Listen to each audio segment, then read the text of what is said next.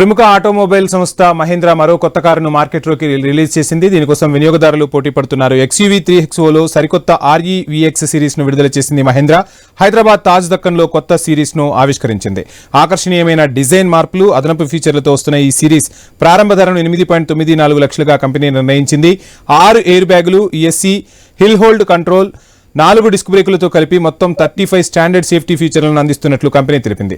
ఈ SUV 2 petrol engine ఆప్షన్లతో లభిస్తోందని సంస్థ పేర్కొంది.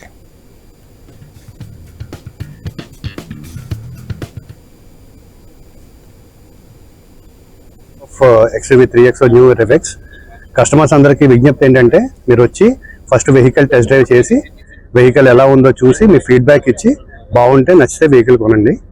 ఆల్మోస్ట్ ఒక 11 monthsలోనే 1 lakh వెహికల్స్ ఇండియా వైడ్ అమ్మాము.